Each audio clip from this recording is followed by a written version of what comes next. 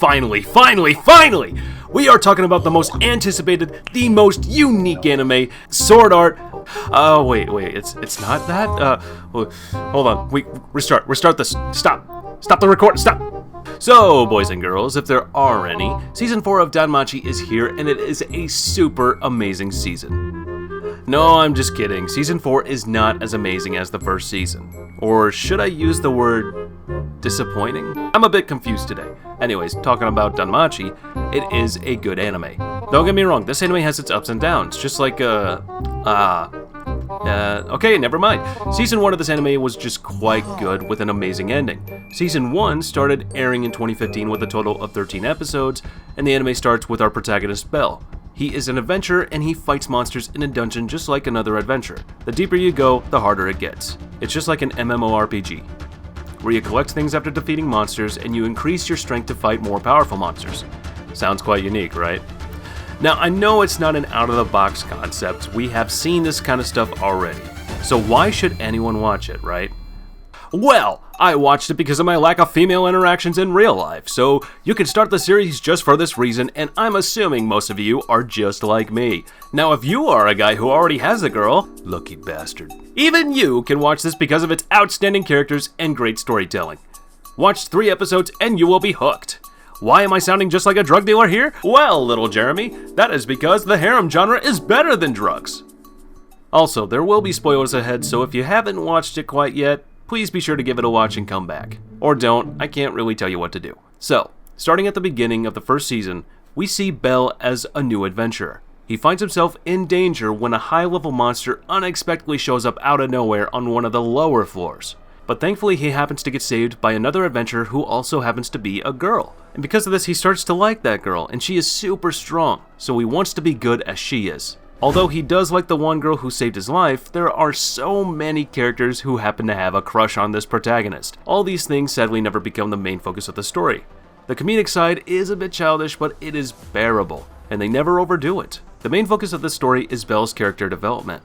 Bell has a goddess named Hestia who cares for Bell a lot, and helps him increase his powers. She is my favorite character by far.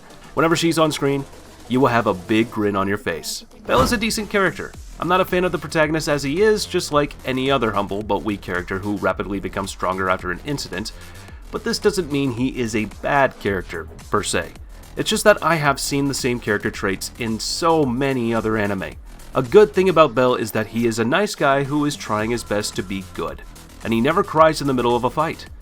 I get so annoyed when in some anime the main character feels shitty about himself and then sobs for half of the episodes. It just doesn't do any good, you know? But anyways, despite my rant, we also have gods in this anime who live among humans. Well, the anime doesn't have any specific preferences for gods. You will see a mixture of all the mythologies, and it's not actually bad. You will enjoy their conversations, and it somehow works for me as a lot of anime has gods, and they try to make their own mythology and universe, which just feels like unnecessary add-ons which affect the story. Season 1 is actually the best season so far, and I don't think Season 4 can be better than Season 1. The first season ended with a big event. Bell gained amazing power-ups, which was obvious, but Season 1 was overall a good watch, though nothing amazing. We got awesome character development and cool fight scenes. In the first few episodes, I did feel they were moving so fast with so many characters, but once I became familiar with the characters, it all felt worth it. While the fights are well animated, it's not the best animation, but it's still good. Season 1 was good because the characters were interesting and they are the main strength of the series. And also the obvious character development of Bell, but a fun watch. I wish I could say all these good things about Season 2 and Season 3.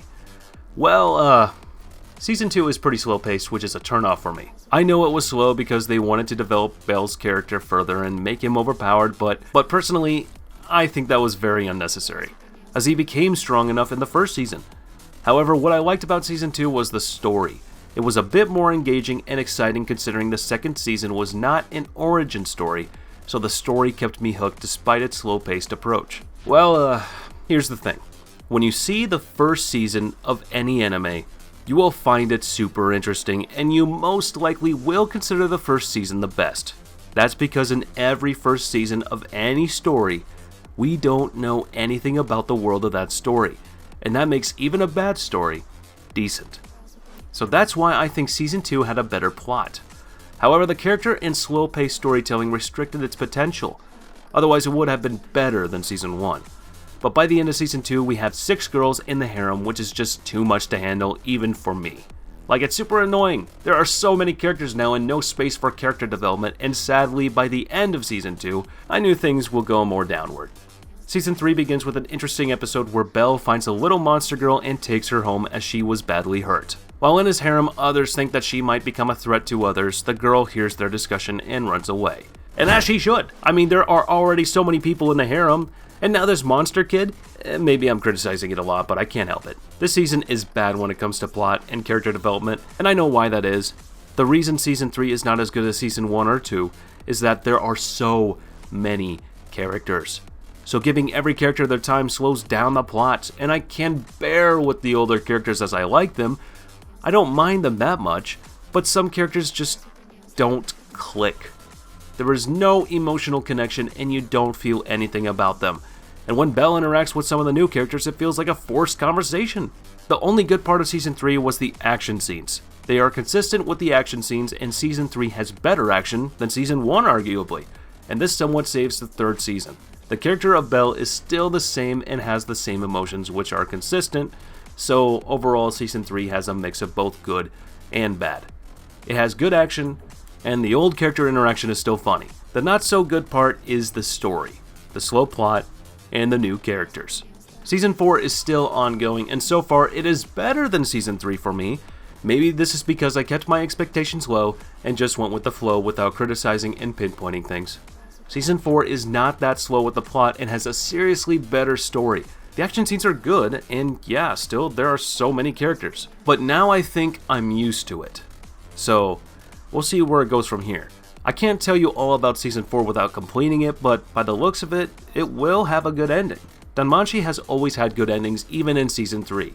There is a saying, if the end is well, everything is well. Or something like that. Now, is it worth watching? I will say yes and no. First, let's say why not. So, if you don't watch harem or isekai anime and want to try this genre, don't go for Danmachi because there is a lot of other better options or something even similar. And those who are familiar with this genre should give it a try. At least the first season is worth watching. It is not a perfect anime in any way. It has its flaws, but it also has great characters and good action scenes. But anyways, I hope you guys enjoyed this video. Let us know your thoughts in the comments down below. And also, if you're wanting to support me, please consider becoming a member of the channel, as we could always use your support in growing the channel. And as for now, I'll catch you later. See you in the next one.